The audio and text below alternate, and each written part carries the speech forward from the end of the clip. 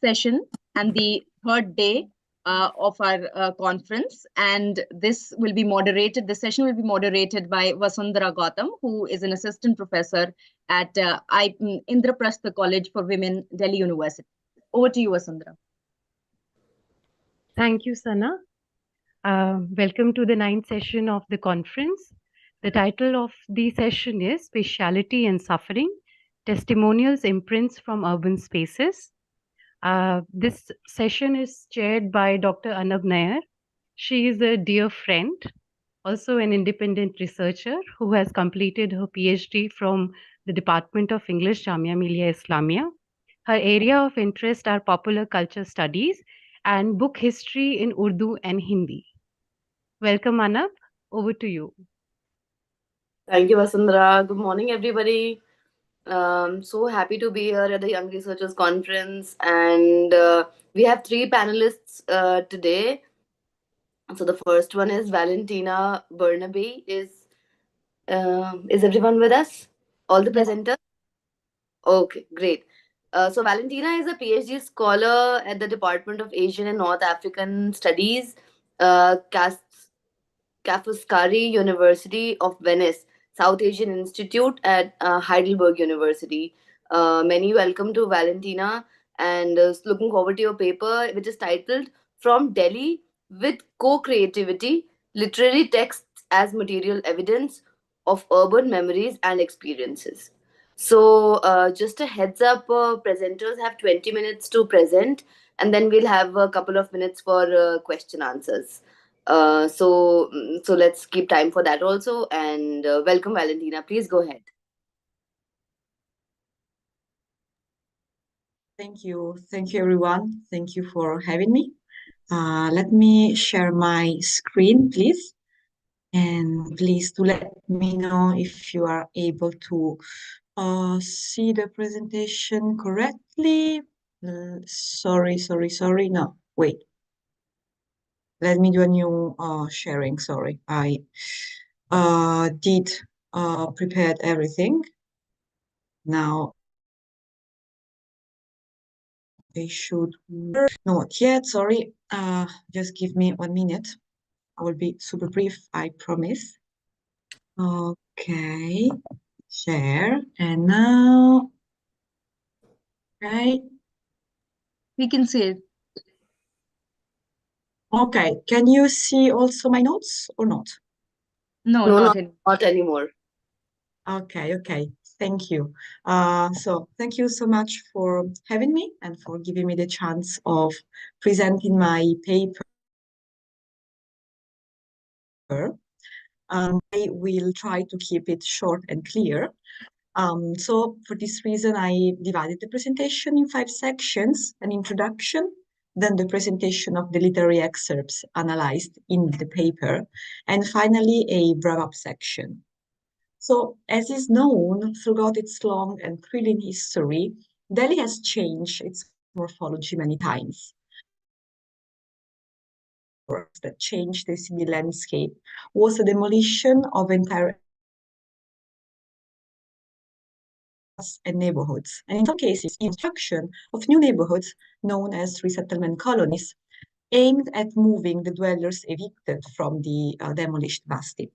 So, the literary texts I'm analyzing here have been written by kids and teenagers who were residing in basti and resettlement colonies in the early 2000s.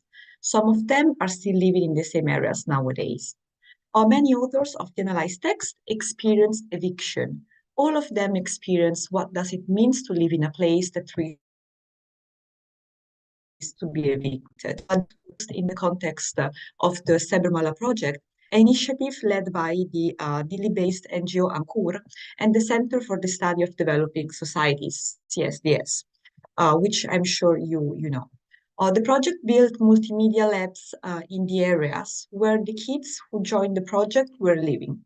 The literary texts we are about to analyze today are one of the many outcomes of the conversations, the experiments, and the practices that kids and teenagers perform within the space of the lab and in their own neighborhood. When addressing this text, I will try to answer to research questions such as which narrative strategies and leaders employed to express the sense of loss and inner displacement caused by demolition and relocation, and also in which way can co-creative writing practices be a response to the trauma of eviction and a means to cope with it. So let's start with the first text. The first literary outcomes from the work of the Spatiality practitioners is the collection of writings and photographs, Galionce Bailey.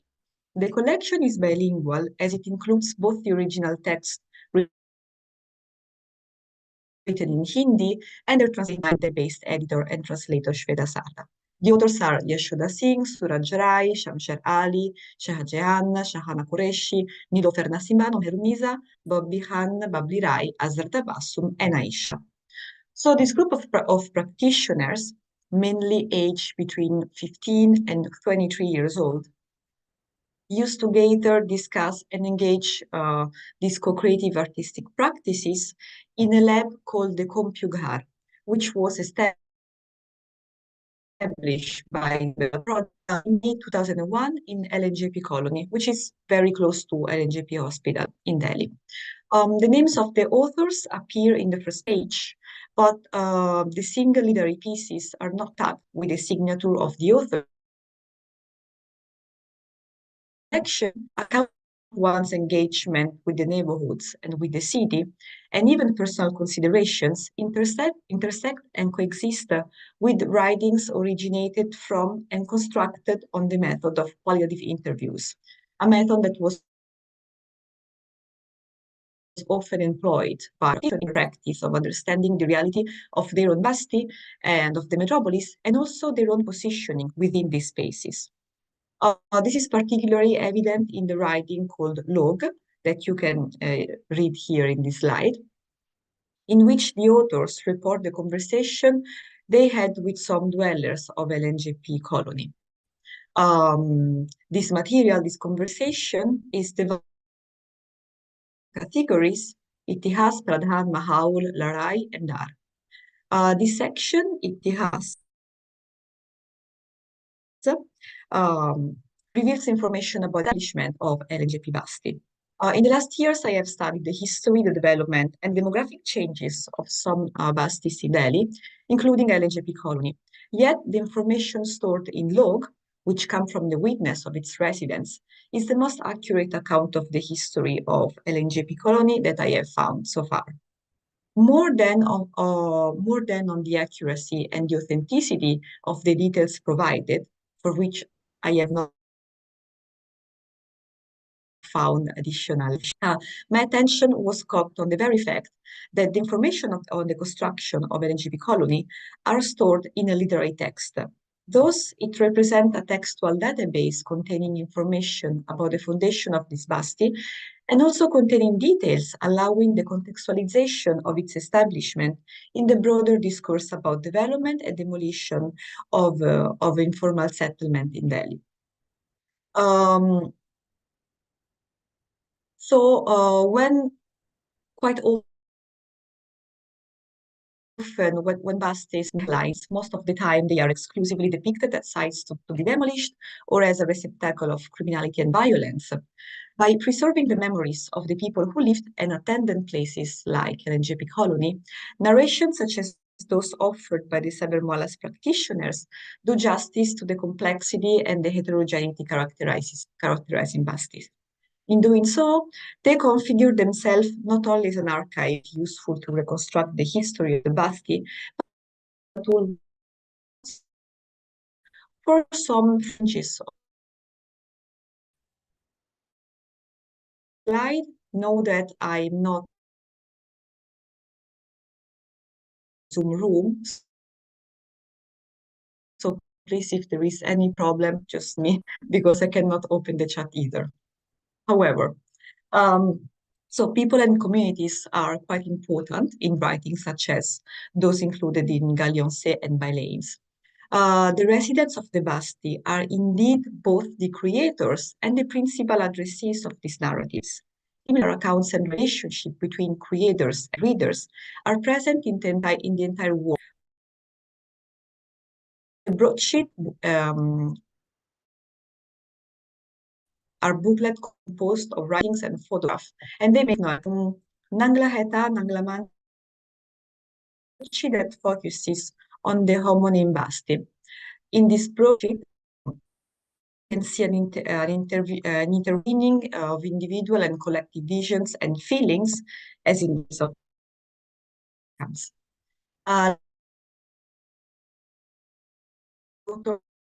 To display the name of the writers close to the literary piece they produced. In this slide, you can read the short writings Nangla. So the writings are centered on the Valentina, I think we're losing you. Oh, I no. think we're losing your voice. Maybe you can turn off your camera so that your internet is a bit more stable. Yeah. Yes. How about now? Hopefully this should work. Go ahead. Okay. Otherwise, I can connect with my hotspot, but I'm afraid that this will take a bit of time. This works. This is better. Okay, perfect. So this text, Nangla, like other texts included in the broadsheet, has been republished in a volume called Bahurupia Share, which is published in 2007. In Bahurupia Share, and the version you can see in the slide is the version published in Trickster City, which is the English translation of Bahurupia Share. We can see the name of the author, which is Dilip Kumar, and the date of writing, which is 22nd March 2006. And Nangla Manchi was demolished in 2006. So this piece of writing describes the encounter between the activists, which bond with the author, and a man who sheds light on the different aspects and moments of the foundation of Nangla Manchi. The narrator of the framed stories traces back the history of the Basti to a remote past, populated by nobility, fierce people, thick forests, and wild animals. Most importantly, these tales, which can be seen as foundation myth of the place, give evidence and register the cleverness of Nangla dwellers, who were able to construct a settlement out of sand. However, the Basti did not come from intelligence exclusively, but from cooperation among the constructor residents, a quality and the modus operandi that the Cybermoral practitioners often attribute to fellow Basti residents and resettlement colony residents. Dilip Kumar describes the founders of Nangla as the initiators of a community based on sharing and harmony, providing though a positive and a defined picture of the origin of the Basti. This narration is not similar in any way to those evoking or denouncing crimes, illicit business, and violence, which, when it comes to unplanned settlements, do not appear exclusively in the information domain, but also in the scientific and non-scientific literature. The events narrativized by the Sabermolas practitioners are populated by functioning, productive, and organized residents to whom the member of the same community, now a scattered community, can look up as a role models. Also these characters and writing represent a history they can be proud of. Although narrations are immaterial elements, in some cases they may constitute one of the few tangible presences of the materiality of certain places and experiences, like it happens with the literary pieces written within the Sabermola project, especially those focusing on the demolished Basti of Nangla Manchi. The materiality, in fact, is not exclusively represented by the object, like a book or a broadsheet, but it is evocated by the narration itself, that, like in the case of Nangla, connects a material past with an immaterial. Additionally, this applies both to places that no longer have a material form, but also to places whose shape, of course, mutated over time, as in the case of LNGP colony. Particularly, literary texts acquire deeper meaning as cultural archive when they store memories and experiences coming from marginalized subjects. In the case of the literary production, my connection, so the preserved in this text constitute an evidence of the violence and the effect of exclusion in contemporary Delhi, additional layers of complexity intrinsic to the macro questions of inhabiting this metropolis.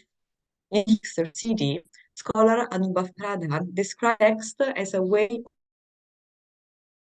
of perpetuation and losses interconnected with the city development, which, at least in theory, wish to be as democratic and as fair as possible. Literary pieces such as those here analyzed give bodies to destroyed places and scattered communities, and also provide several places neglected or unprioritized by the city planning and cultural authorities with historical accounts from which their dwellers can draw. The subjective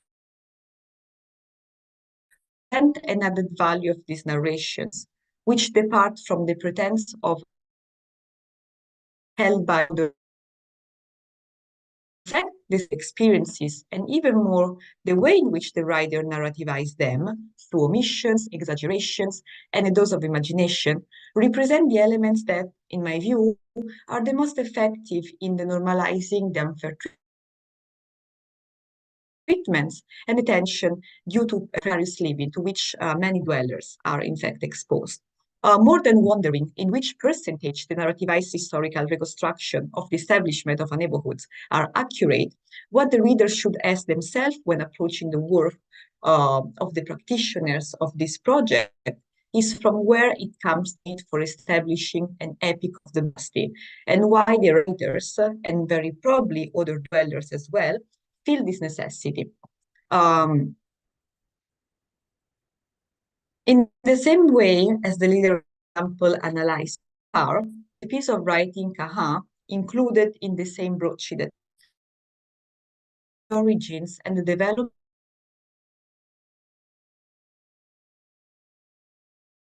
Kahan recounts the episode of the Lal, one of the residents of the Basti. The daughter in an elementary school located out of Nanglamanchi. How the teacher does not know about the existence of the Basti. Hence, the protagonist gives her indication that first started building their kacha. Manilal describes the construction procedure as well as the used material. Manilal tells that when the establishment of Nanglamanchi was still in, people used to ask first inhabitants where was the Basti located, as the teacher did. What Manilal echoes both Nanglakyata and the section Itihas of Luke that we saw in the first slide. The writings are united by the narrative choice of the frame and framed story enacted by the characters living in the described areas, and by other elements too, like the main topic and the focus on the edification of houses by those who actually live in them. Cooperation among the resident constructors and the progressive arrival of their family members in the new auto-built areas are also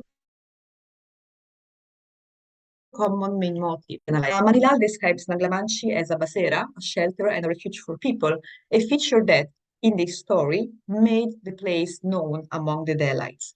The perception of one's own neighborhood as well as a welcoming space is a common theme in the literary production resulting from the Sabarmala project. This is particularly evident when it comes to the description of Nanglamanchi in this text. In another piece included in the broadsheet, Kahanjaeng Himalum, this Basti is a place that is home for a heterogeneous group of residents.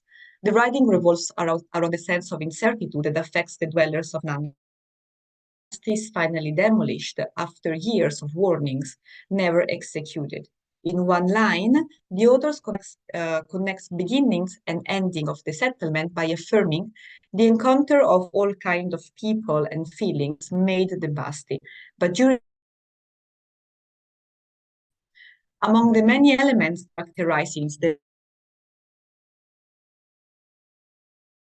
in this place, what the author considers as worth to be told, narrated, and conveyed is the sense of harmony and community that breathes in Angla. If on one hand this feeling must not extended to all the population of the Basti. On the other hand, it is important to acknowledge this feeling, experience from at least some of us, and now stored and kept alive thanks to literature. The next another important perception of the authors, that is the demolition as a negative leveler that floods the Basti dwellers.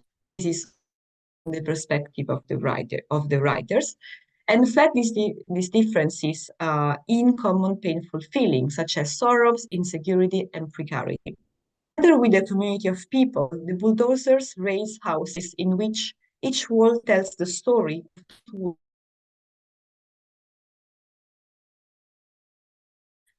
of those who experience them. Constitute a tiny parts of the literary and artistic of the Sabermala project. However, they are representative of some of the main themes explored and narrativized by the practitioners and their narrative strategies as well. The affinities emerging from the literary works produced by different practitioners and resulting from varied interactions among diverse group of people witness the general visions of the project centered on encouraging the young practitioners to reflect on their own relationship with the sea, and on the existing dynamics regulating the interrelationship between the specific Basti or resettlement colony and the whole metropolis. And discursive practices enacted during the meetings are reflected in the writings. In fact, the interviews and the conversations with other residents serve to the authors as an inspiration for the structure of the stories. Word of mouth, reported tales, and frame stories are indeed the main narrative tools employed by the authors to shape the stories, especially when it comes to quasi-historical or mythical reconstruction of the history of their neighborhood.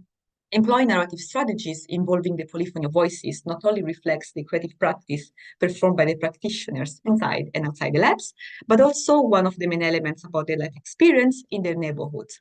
An element they want to share, the existence of a community, an entity which the practitioners care describing as harmonic, clever, and diverse, and is presented as the core without which the history of places such as LNGP colony in Anglamanci can neither be transmitted nor reconstructed. Okay, I have like 10 seconds.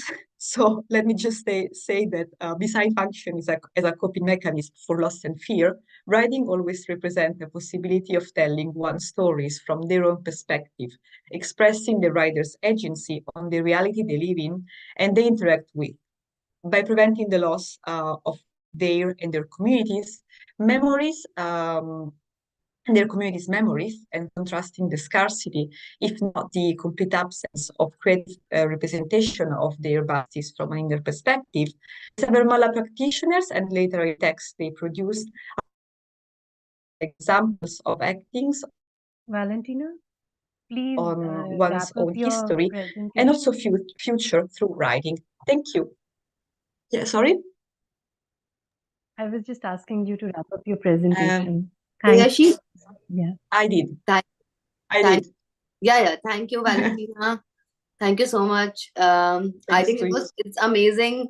We live in Delhi, but you have done a great research. I think it's amazing that you have taken on the city and the urban landscape like that. I just have one observation and one small question. So I just wanted to, my question I'll ask first, so you can answer. So recently, if you have been reading the news during G20 summit, a lot of shanties and neighborhoods which are along the lines of major like big roads, highways and all, they were hidden. And a lot of people sort of displaced for about a month or 2 months. Did you read about that in the newspapers? It was not that much a newspaper actually, but I think what your work is kind of, because it is related to demolition and destruction and displacement, mostly people being displaced and people being the homes being demolished. So what kind of, so you have written that they have talked about it, and they have first-hand accounts of people who were displaced, have brought out creative material. But what kind of emotional trauma do you think is there that they can't get over, or maybe opportunity-wise if they've lost, or um, what is the emotional effect of this whole demolition and displacement? Because what you have written, it sounds hopeful. It sounds like it's a great thing that they have come up with something creative after being displaced. um so are there any I'm sure there are regrets and sorrow, or also is there a melancholic or nostalgic element to the writing? Thank you so much for the questions. Yes, I have read about the demolitions during the G20, and in fact, I insert them in the introduction of my thesis because, as you see, Okay. I'm dealing with a precedent period, but Yeah. of course, things keep happening, and we should back. So as you noticed, I choose to highlight the positive and the hopeful aspect of this project and process the trauma. Because, for the sake of these presentations, I to do this because not quite often when it comes to this kind of narratives. So of course, it's one of the most important feelings and experience which is analyzed, treated, etc., etc. But no, there is also a lot of sorrows, which I kind of hidden in Okay. these presentations. But the whole work of these practitioners, it's filled with writings which narrativize this sense of loss, especially when describes the effect of displacement. And very often, this is narrativized through objects, so objects that are like described during the process of demolitions, and also the emotional affection that people have for objects. Or this is one of the ways in which, for instance, Killing Torov is narrativized, and very often is narrativized through the stress and not positive way of perceiving the entire city. Because once that your neighborhood, your home, is no longer it's no longer existing, um, also a part of you is unstable. And very often, when there is a description or a narrativization of cities, we can see that actually this author feel an inner displacement in the entire city. Or also quite often this is articulated by rumors that circulate in the Basti and the different reaction of the people to the danger of being evicted and also through a huge kind of incertitude, like the Right. title of the last writing we briefly Right. see. Thank you. Thank you, Valentina. It was a pleasure to listen to you. And we'll quickly move on to our next presenter, who is Aditi Bharadwaj, an independent researcher. Thank you. And thank you, Valentina. And Aditi is going to present on her paper is titled Telling the Untold, Preserving Memories and Quiet Amnesias of the Partition. Do we have Aditi with us? Hi, am I audible? Yes, you are audible. Aditi, just a heads up, you have 20 minutes to present, and then we'll take a little bit of question answer. All right, so please start. Welcome. Thank you so much for the welcome. So I'll begin now. The title of my paper is Telling the Untold, Persevering Memories and Quiet Amnesias of the Partition.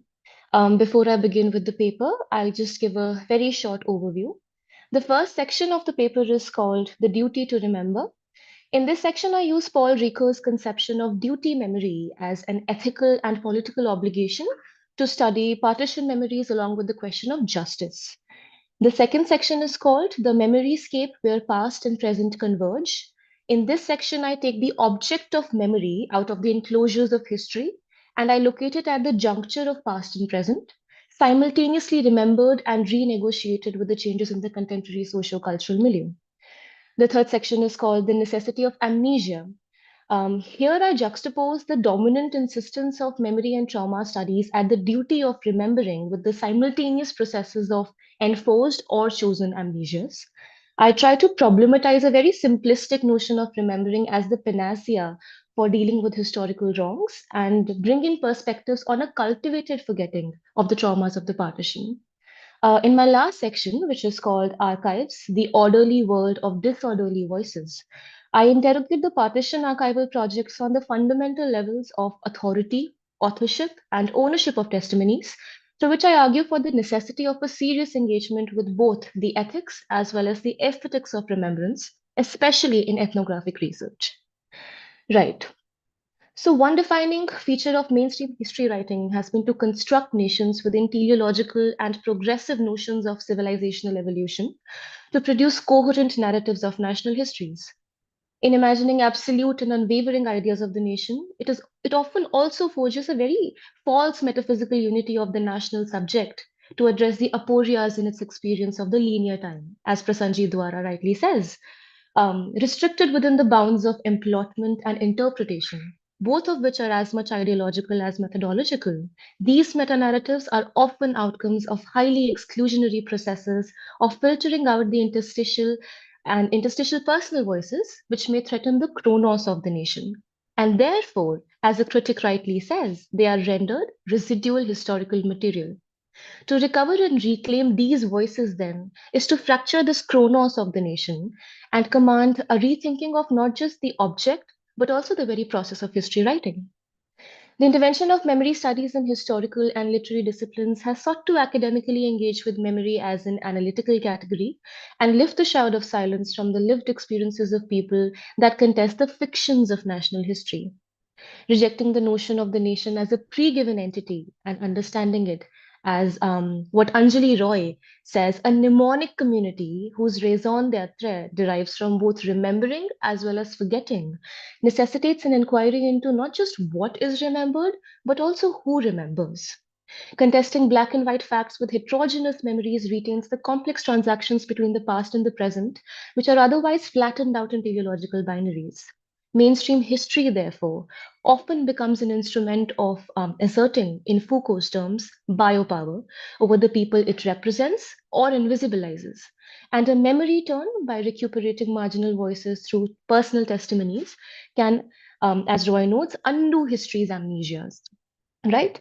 So, with this foundational understanding of memory, which Urvashi Butalia in the Indian context describes as fallible, selective, affective, intuitive, and corporeal, and encompassing immense archival potential, I attempt to locate the event of the Indian partition in its mnemonic legacies, incongruently sustained in the contemporary intimate and public spheres inhabited by those who were displaced during the Punjabi partition of 1947.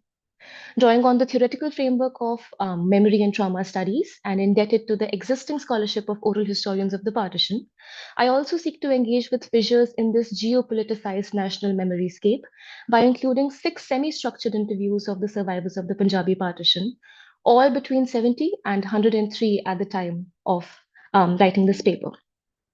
And they're all also resettled in Nahan, which is my hometown in Himachal Pradesh.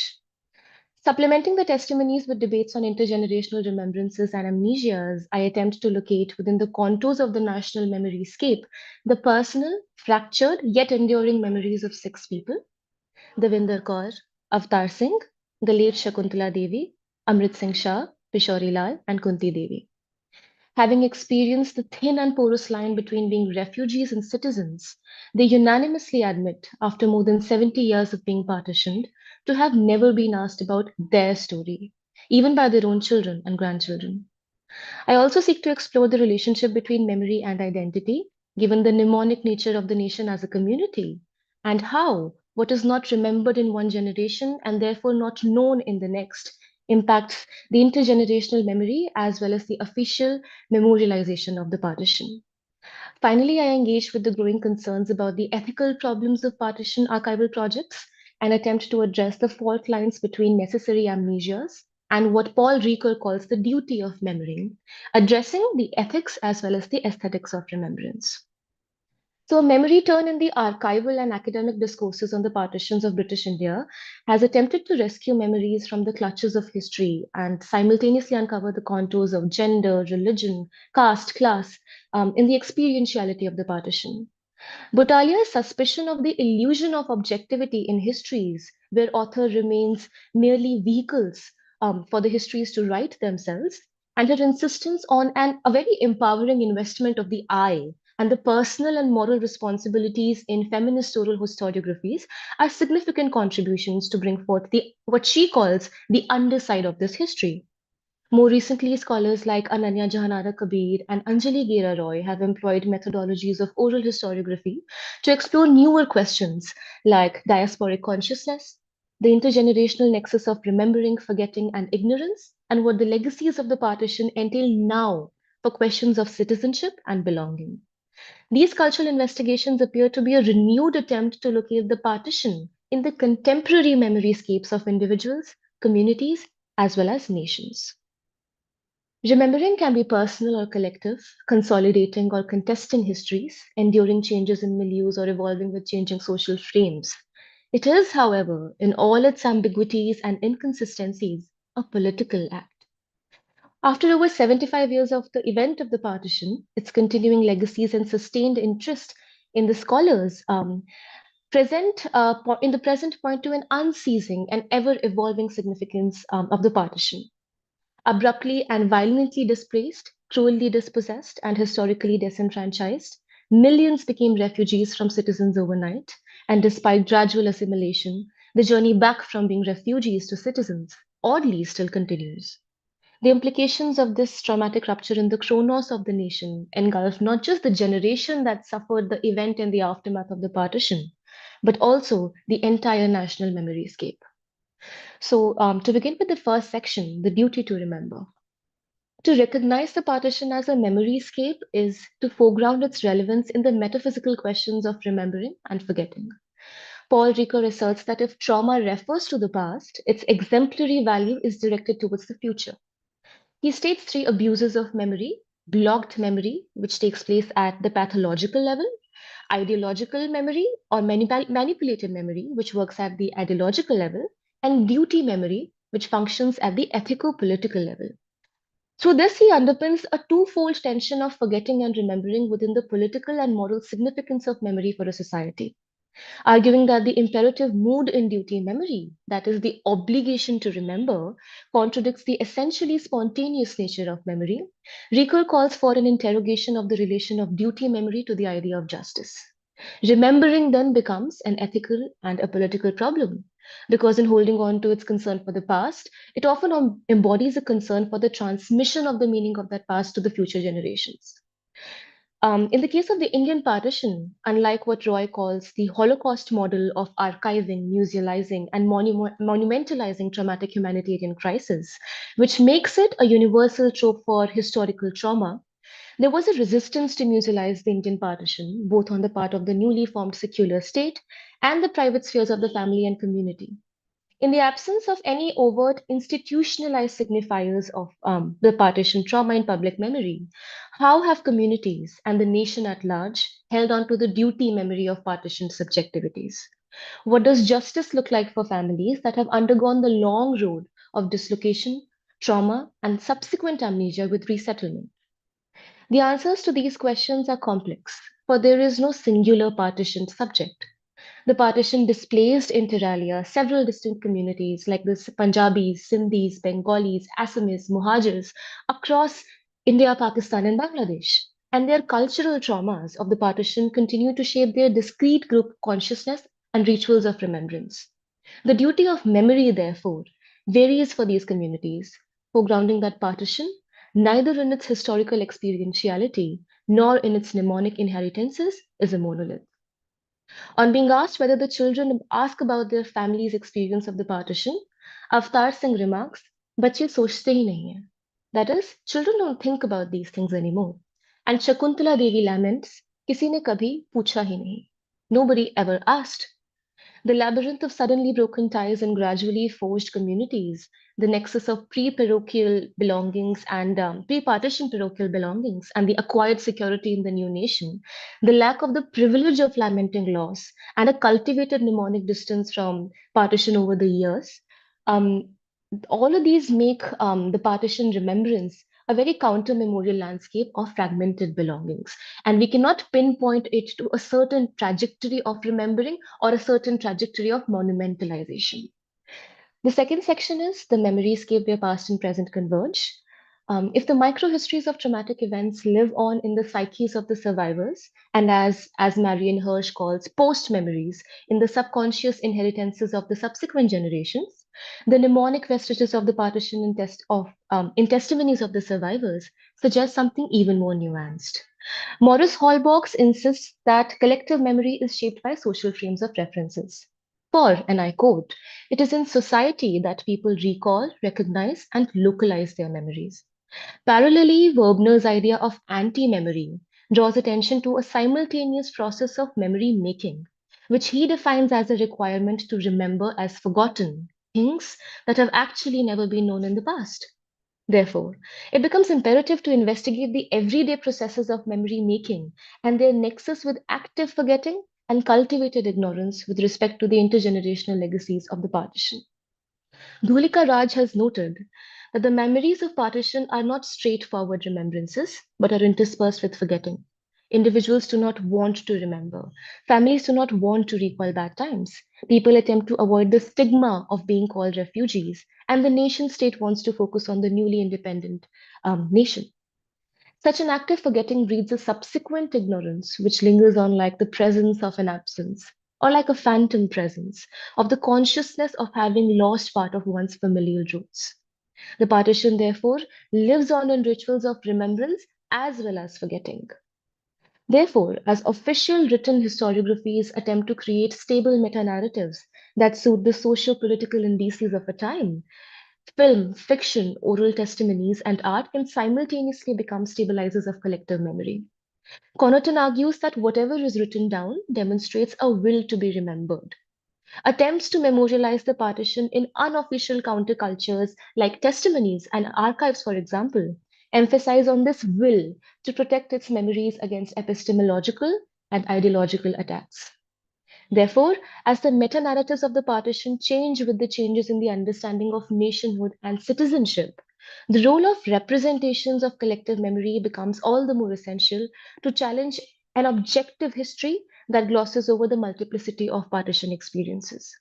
These counter-memorial cultures not only preserve the partition in public memory, but they also reconstruct its meanings time and again, and they make it relevant for individuals as well as communities across space and time.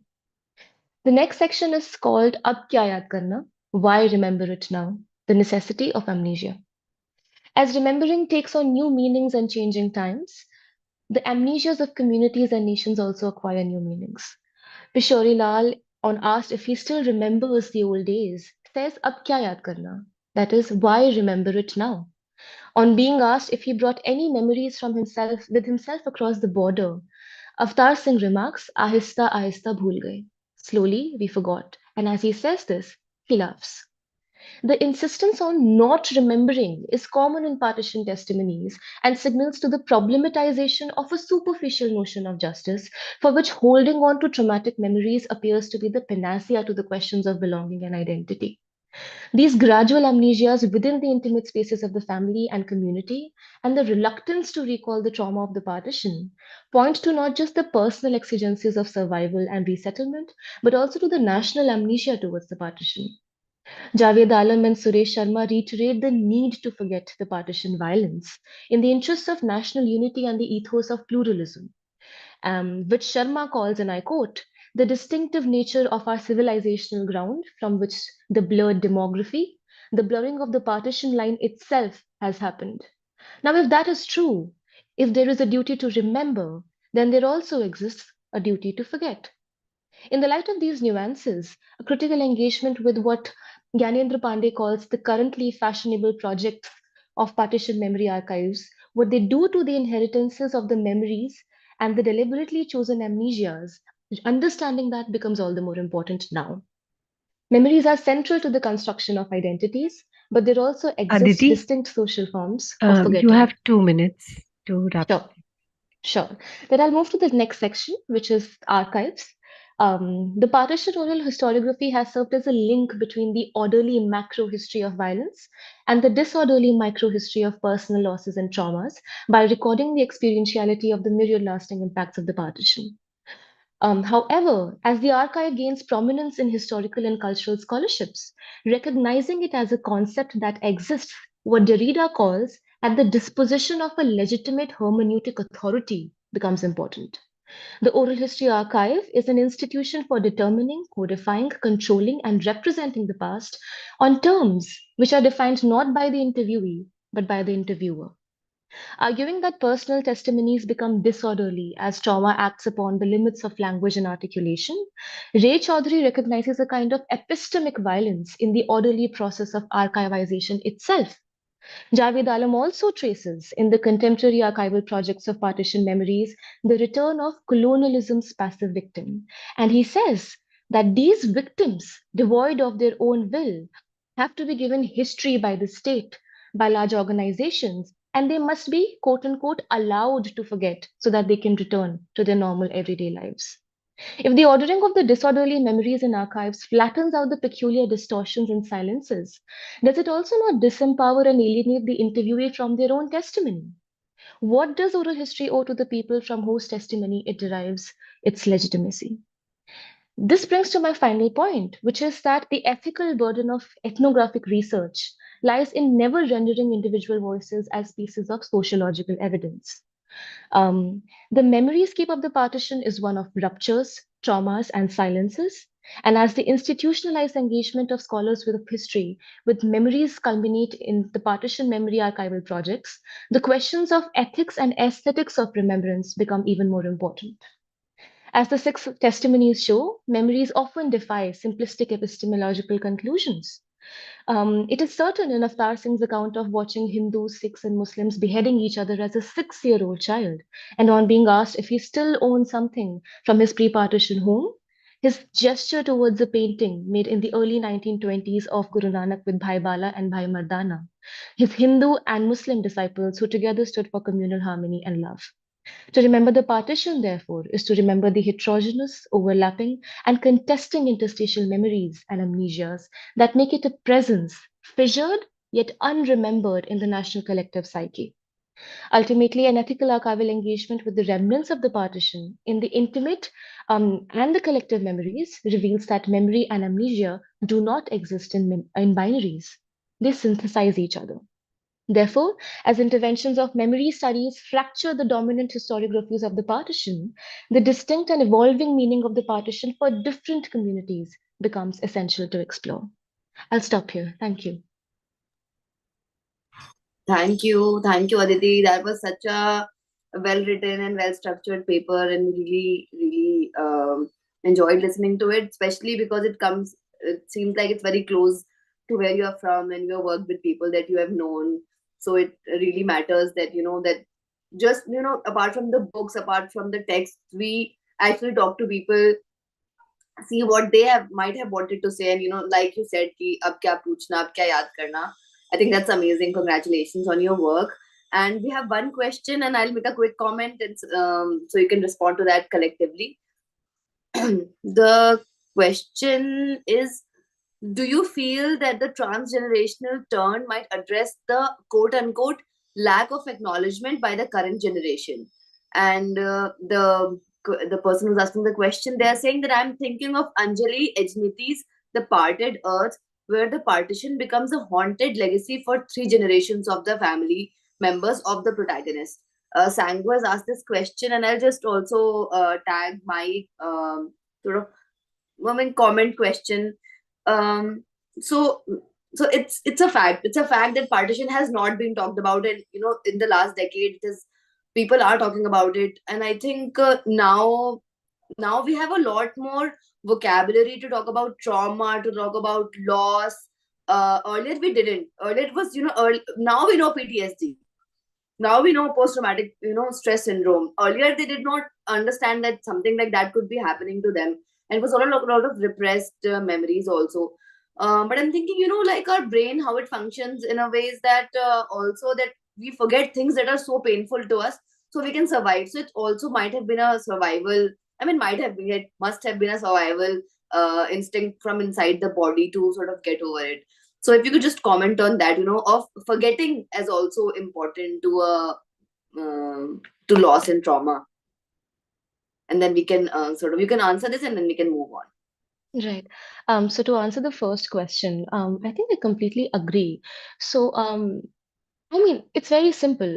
I like most scholars also say that memory is central to identity making, right? So even for somebody who has not necessarily gone through something traumatic, it's very essential for people to subconsciously locate themselves to basically figure out their roots. They could be in their familial homes, in their familial cultures, and therefore going back to one's history defines them as a person. And when once you have once those sort of those links to your roots are broken, as did happen with the sort of the inheritors of the partition, memories, people who actually were born in the post-independence India, but they still there is still, I feel, and I also while I talk to these people, I also realize that there is a sense of abrupt break because there is not a seamless sense of understanding one's roots. So I definitely do feel that going forward, because I do understand that Punjabi partition has been talked about a lot, not in the context of trauma like we understand now, but in terms of recording. We have talked a lot about the Punjabi partition, but one thing that we now need to focus on is, I think, is that this break in the link, which has happened because of a lot of reasons. Because, like I said, the pre-partition parochial belongings to now finding a sustained home in the new nation state. It's not like unlike many other areas in the world. It's not like people are still actively traumatized in the sense of the word. People have found their homes. People have forged new communities. So the idea of understanding trauma and the idea of understanding broken ties with your homeland, they cannot be very singular, because you have to take into account those things. And then Yes. to answer your question, I do really think that I think see, when we talk about histories of trauma, questions of authorship and who gets to talk about the trauma becomes Yeah. it gets very important. We Sure. all can sit here and say that, we must remember, the nation has to remember, but at whose expense? Because the Yeah. people that I talk to, they say that they want to forget.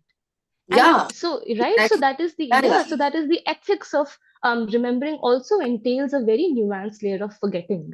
And I Right. think as scholars, we can really tap into that instinct of forgetting and link it to trauma. Because like you said, trauma studies were not very much in the scene when the initial scholarship of partition was taking place. So we can move forward in that direction.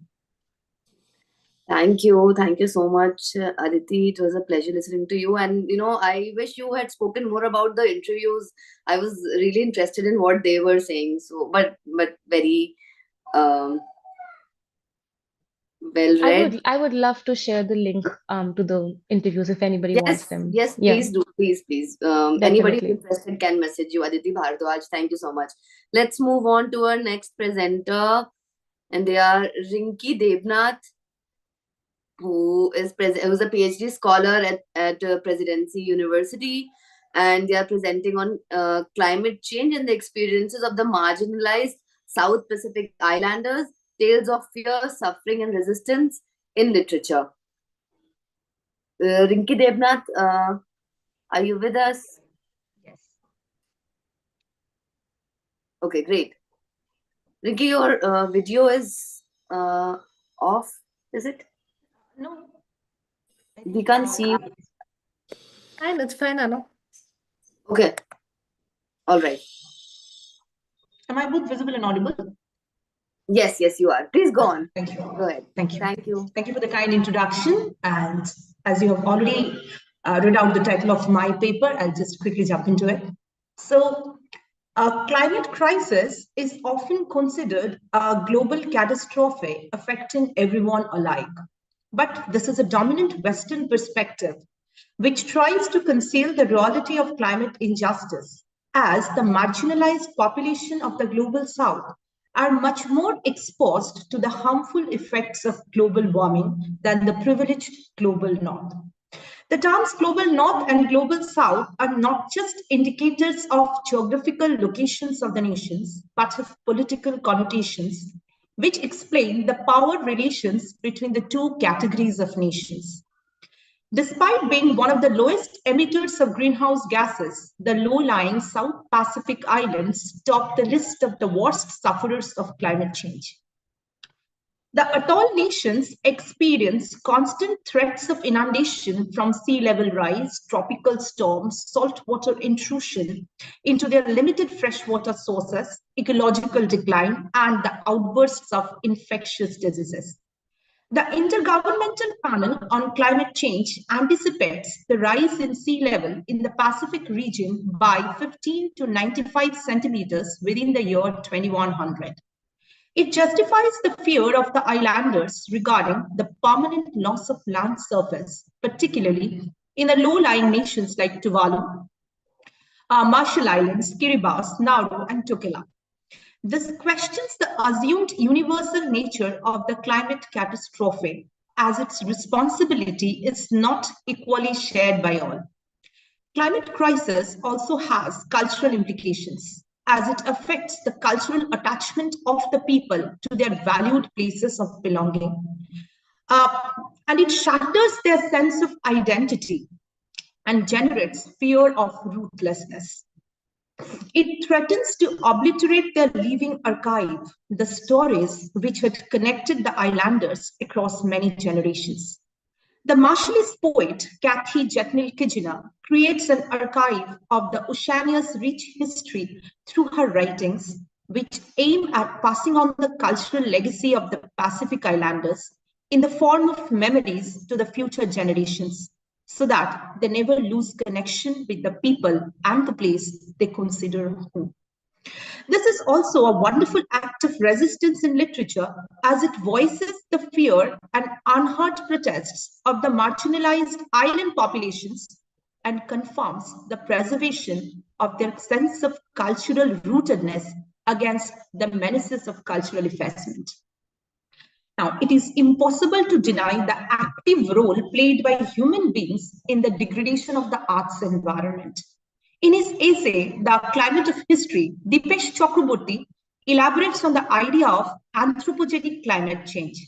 Since the human beings have ceased to be merely biological agents and acquired the status of geological agents, since we have reached numbers and invented technologies that are on a large scale enough to have an impact on the planet itself. But in his book, The Climate Change is Racist, Jeremy Williams refuses to abide by the anthropogenic view of climate change, which highlights the global responsibility in affecting climate crisis. He refuses the universalist assumption of Anthropocene because it conceals the truth of the climate dilemma. And I'd like to quote Jeremy Williams. He writes, "The language of environmentalism often reaches for inclusive terms in a well-meaning attempt at solidarity, aiming to create a global consciousness or unity of purpose. But campaigners should take care not to accidentally rewrite history in ways that serve a privileged minority.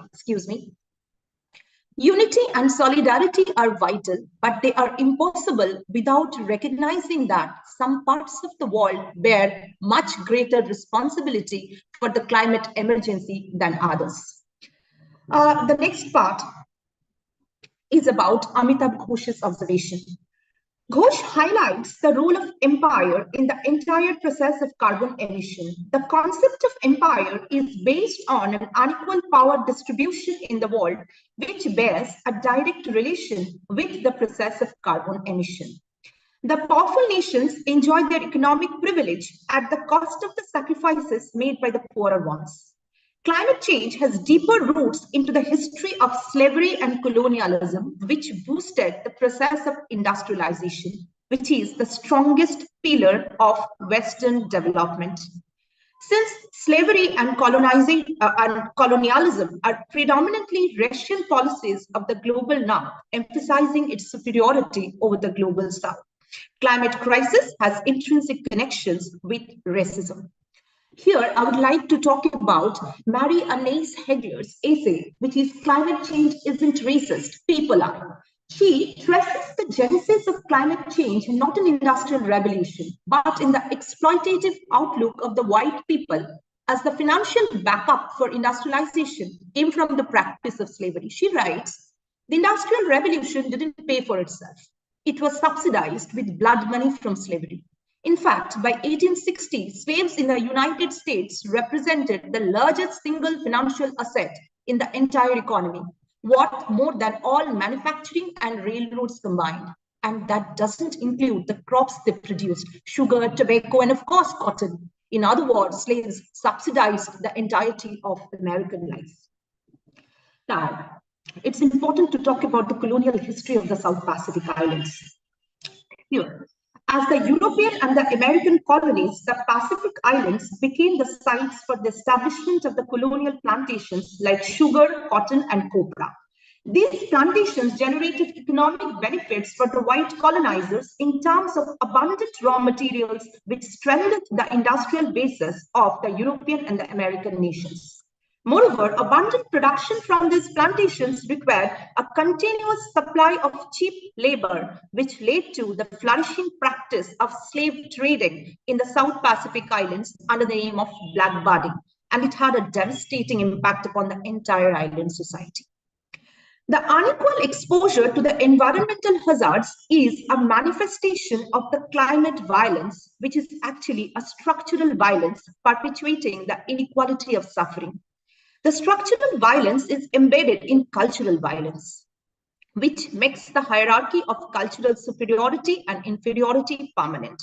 This in turn determines which people are to be protected and which are to be exposed to the whiplashes of climate change.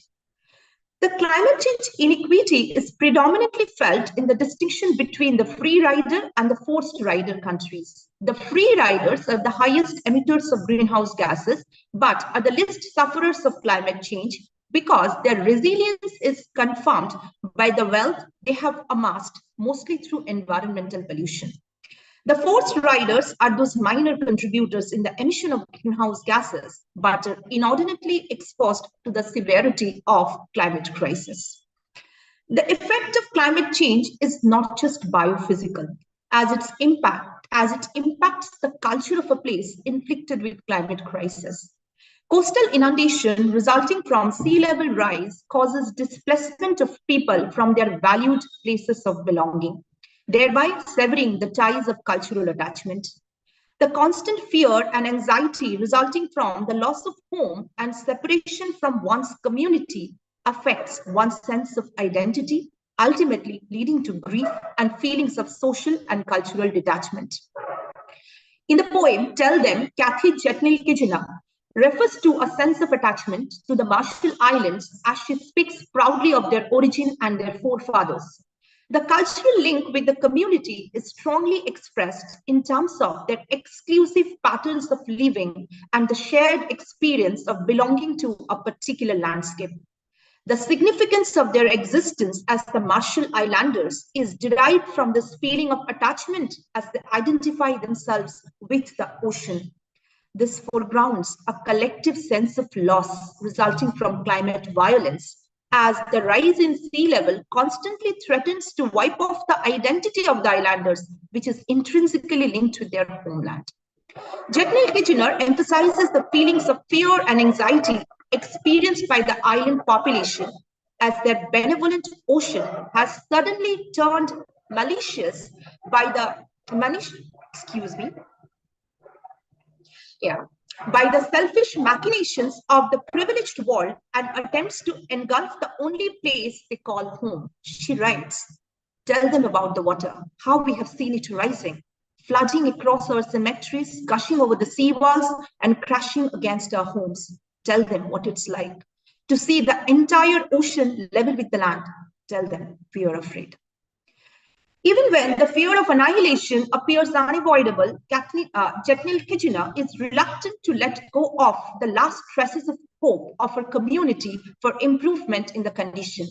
She expresses a strong desire to hold on to their cherished homeland, as it is the only place which confers a stability on their existence. She writes, "We don't have to leave. We have never wanted to leave, and that we are nothing without our islands."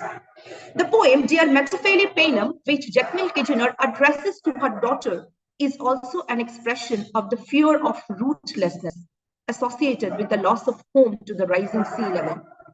The devastation posed by global warming is well reflected in the following lines. "Men say that one day that lagoon will devour you. They say it will gnaw at the shoreline, chew at the roots of your breadfruit trees, gulp down roofs of your seawalls. They say your daughter and your granddaughter too will wander rootless with only a passport to call home." In her essay, Poet's Body as Archive Amidst a Rising Ocean, Kuhelika Ghosh articulates Jetnil Kitchener's depiction of the sentiments of the Pacific climate warriors, whose Oceania-based activism invites people from around the world to join their cause. With the climate change protests spreading worldwide, Jetnil Kitchener assures her daughter, "No one's losing their homeland. No one's going to become a climate change refugee." She lays emphasis on the collective act of resistance, as thousands of people have actively participated in the protest movements against the serious threats of climate change. Now, the word vulnerable is often used to describe the inherent weakness and incapability of the South Pacific Islands to combat the external threats of climate change. It completely overlooks the active role played by the external agents in rendering the places and their people vulnerable. The vulnerability trope is actually a fabrication, which tends to normalize the environmental degradation caused by the privileged global north by assuming the innate instability of the global south. It enables the real drivers of climate change to shake off their responsibility in affecting climate crisis and pose as guiltless by resorting to an age-old practice of blaming the victim. Therefore, the proposed solutions aim at superficial improvement of the prevailing conditions on the islands. For example, projects like Pacific Ecosystem-Based Adaptation to Climate Change, which is actually funded by the European Union, mostly focus on adaptive strategies like conservation and sustainable management of environmental resources, and not on the reduction of the emission of greenhouse gases by the most powerful nations of the world. In the poem, 2 Degrees, Jetnil Kitchener highlights the assumed vulnerability of the Marshall Islands, owing to their small size, which is compared with just crumbs you often dust off the table, wipe your hands clean off. The estimated increase of 2 degrees in temperature would prove fatal for the low-lying South Pacific Islands, so their leaders plead to settle for 1.5. The slight difference of 0.5 degree might be a negligible value for the countries which are not under serious threats of inundation from sea level rise. But it matters a lot for the islanders who live with a constant fear of losing their home. Their vulnerability is not an inherent weakness, as it can be altered with adjustments in the global carbon emission. In the face of the continuing threats of obliteration, Jetnil Kitchener urges the world to find a balance and realize its responsibility towards people constantly fighting against the deleterious effects of climate change in another part of the world which is exposed disproportionately to the climate catastrophe. Her poems were initially published in the newspapers of Marshall Islands, and later she posted videos of her reciting the same poems on YouTube. The performance poetry emphasizes the value of oral culture in the Pacific Island Society. The organizational structure of the Pacific Island Society has strong roots in the oral traditions which help in maintaining the intergenerational relationships and carrying the cultural legacy forward. Jetnil Kitchener writes and recites her poems in English, due to the global appeal of the language, as she wants more people from all over the world to support the Pacific Islanders in their fight against climate change. Kuhilika Ghosh shows how Jethniel Kitchener aims at creating an archive of the Oceania's imperial climate history through her performance poetry. Kitchener's performance poetry creates an embodied archive that ensures cultural preservation regardless of destruction caused by rising tides. This movement of the archive away from paper to human embodiment becomes a way to ensure Marshallese culture passes on to the next generation. It also allows the Marshallese to retain their relationship to the land without requiring a place-based archive. As a response to the dominant Western discourse of vulnerability and passivity, Jethniel Kitchener creates her own poetic discourse of active resistance against the climate crisis. In her poems and videos, the hitherto marginalized voices of the Pacific climate warriors find a strong medium of expression, which urges the entire world to question the dominant Western perspective of climate change projected as a phenomenon affecting everyone alike. Her unmasked expression of the fear and anxiety. You have 2 more minutes to. Yeah, I'll just wrap up. Her unmasked expression of the fear and anxiety of the Pacific Islanders debunks the generalized concept of suffering, which tends to put everyone on an equal plane by highlighting climate change as a global catastrophe. Another predominant misconception is that the climate change is often thought of as something that is likely to affect the future generation only. But the practical experiences from around the world show that the present is as much at risk as is the future. While our concern for the future generations is justified, it is equally important to understand the immediate consequences of climate change experienced more in places like the low-lying South Pacific atoll nations. So that's all. Thank you.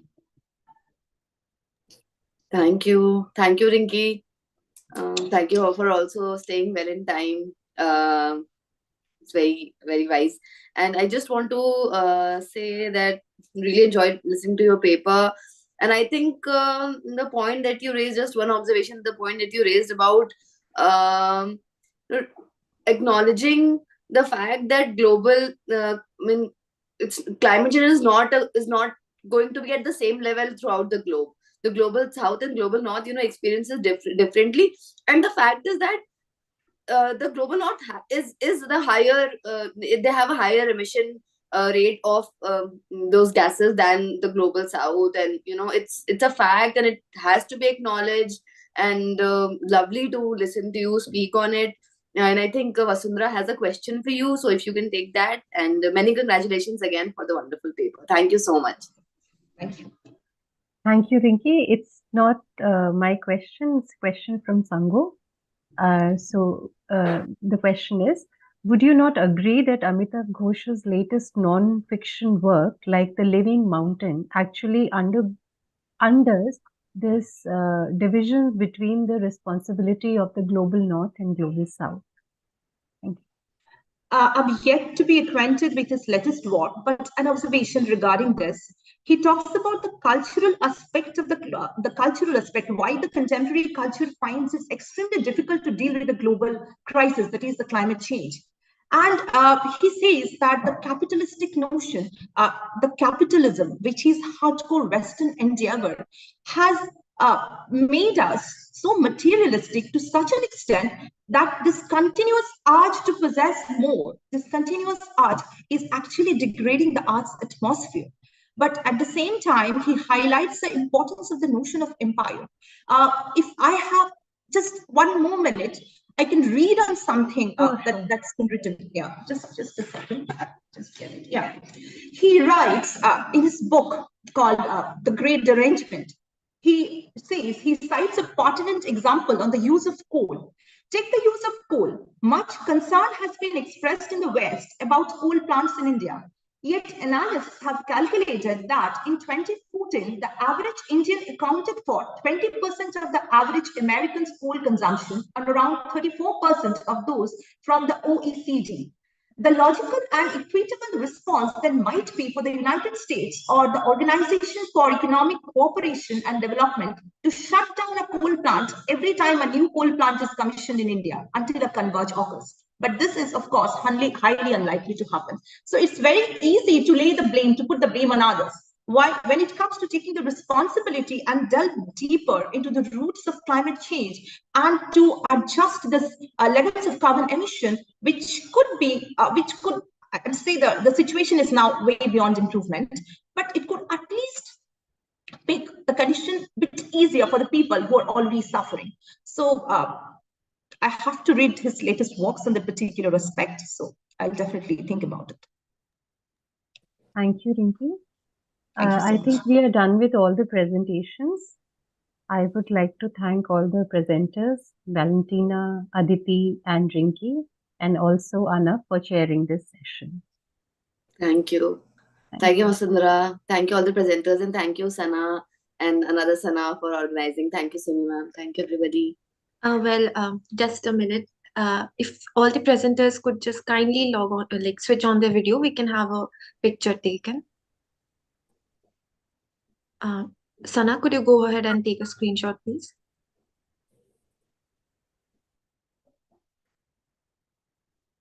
Okay.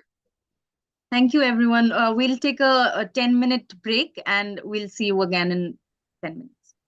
But we can stay logged in, right? Yeah. Yeah, we'll stay logged. Thank you so much.